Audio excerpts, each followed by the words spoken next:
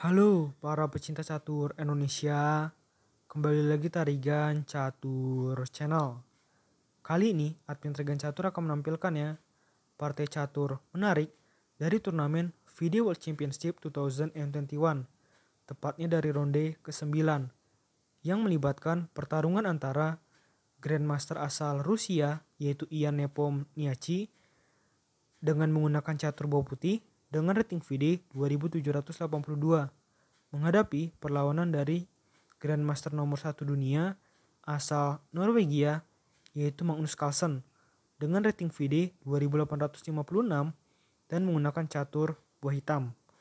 Langsung saja ya kita masuk ke permainan. Di sini Grandmaster Ian Nepomniachtchi memulai permainan dengan pion C4 pembukaan Inggris dan dibalas dengan pion E6 variasi pertahanan Agincourt.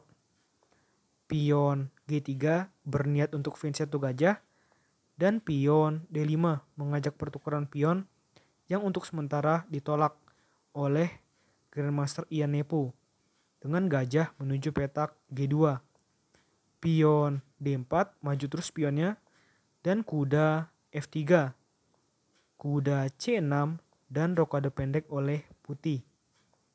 Gajah C5 dan pion D3, kuda F6 dan kuda D2, pion A5 dan kuda B3 mengancam gajah hitam sehingga gajah hitam mundur ke petak E7. Pion E3 mengajak pertukaran pion yang diterima oleh hitam. Pion pukul pion di petak E3 dan gajah pukul pion di petak E3. Kuda G4 mengancam gajah putih sehingga gajah putih pindah ke petak C5 untuk mengajak pertukaran gajah.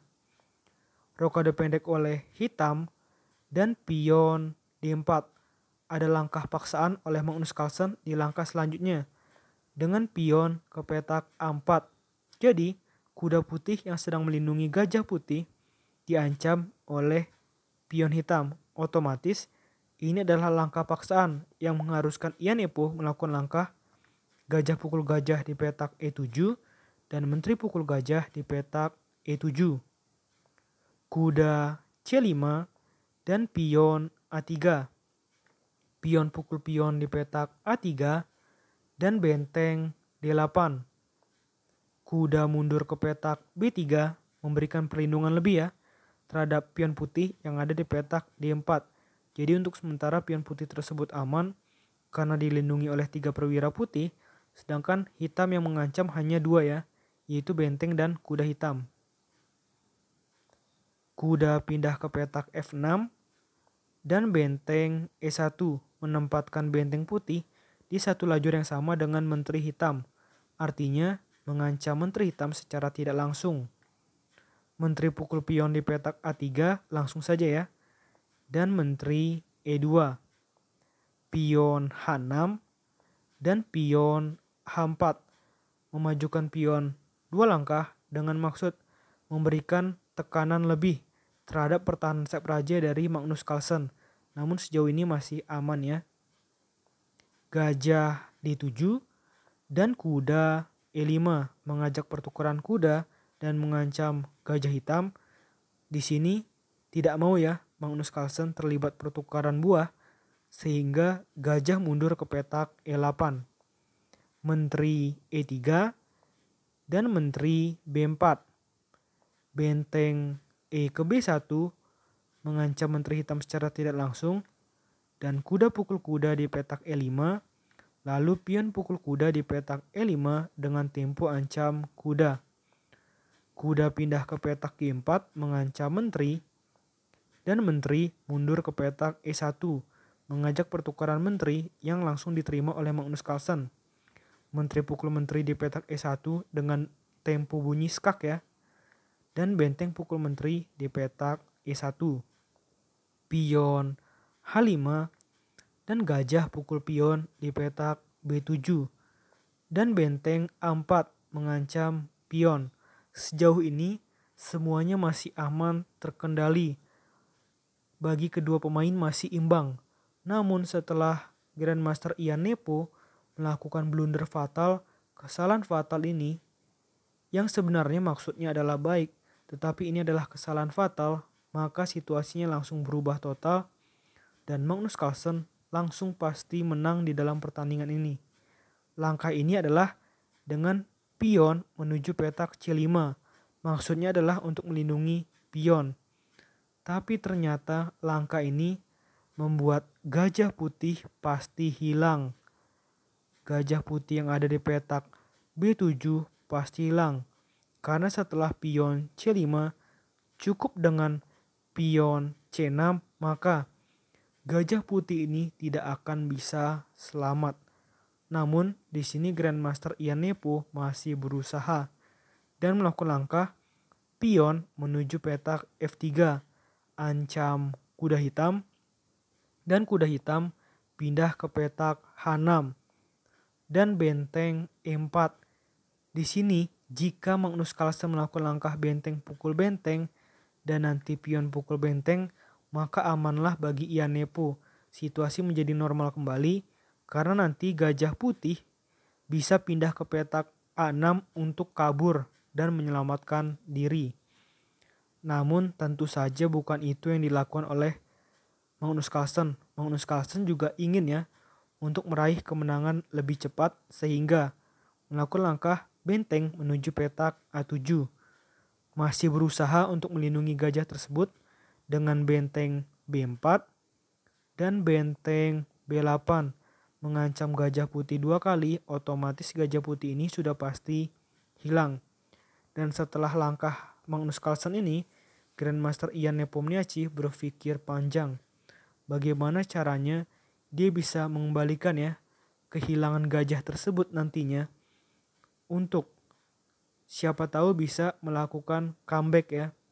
Dan dia mencoba untuk melakukan beberapa manuver penting di langkah-langkah ke depan. Dan itu sebenarnya patut diapresiasi ya, karena tidak langsung menyerah di posisi seperti ini.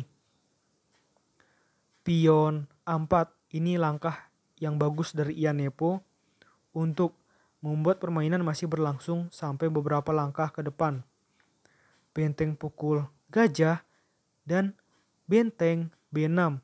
Walaupun sekilas mengorbankan benteng, tapi ini ternyata langkah penting untuk membuat kuda putih nantinya bisa aktif ya. Benteng pukul benteng, pion pukul benteng, dan benteng pukul pion. Maka kuda menuju petak C5. Jadi di sini Ian Nepo benar-benar berusaha keras mati-matian agar pion putih yang ada di lajur A bisa promosi menjadi menteri. Namun Magnus Carlsen tetaplah Magnus Carlsen. Niat tersebut pasti akan dengan mudah dipatahkan. Apalagi masih memiliki gajah hitam dan kuda hitam yang cukup bagus ya untuk menetralisir serangan dari Ian Nepo. Kita lanjutkan. Kuda F5 dan pion A5 ancam benteng.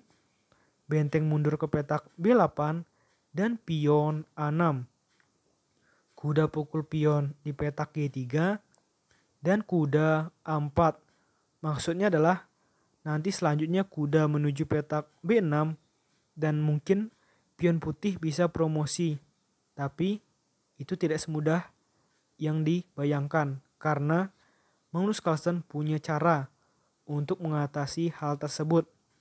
Dengan pion menuju petak C5 ini langkah penting. Mengorbankan pion tapi membuat gajah hitam menjadi aktif. Dan juga nantinya gajah hitam bisa bermanuver ke petak C6 misalkan. Dan jelas benteng hitam dan gajah hitam mengontrol penuh petak promosi ya, yaitu petak A8. Itu pentingnya di situ. Pion A7 dan benteng pindah saja ke D8. Kuda pukul pion dengan maksud agar pion promosi menjadi menteri, namun setelah benteng A8 tepat di posisi seperti ini, Grandmaster Ian Nepomniachtchi memutuskan untuk menyerah. Karena jelas di sini petak A8 dikontrol oleh 2 perwira, sehingga mau kayak gimana pun pion putih tidak bisa promosi. Padahal pion putih ini jadi andalan buat Ian Nepo untuk mengembalikan keadaan. Namun karena sudah dihalangi tepat di posisi seperti ini, Grandmaster Ian Nepo menyerah. Oke, menurut admin Tregan Catur, video kali ini cukup. Kemenangan yang bagus untuk Magnus Carlsen yang membuatnya hampir pasti menjadi juara dunia. Setidaknya sudah hampir ya 99,9% menjadi juara dunia karena sudah unggul defisit 3 angka. Sedangkan pertandingannya masih ada sekitar 5 babak lagi, babak 10, 11, 12, 13, 14. Jadi dari 5 laga itu Ian Nepo harus menang semua kalau mau juara dunia, namun tampaknya sulit ya.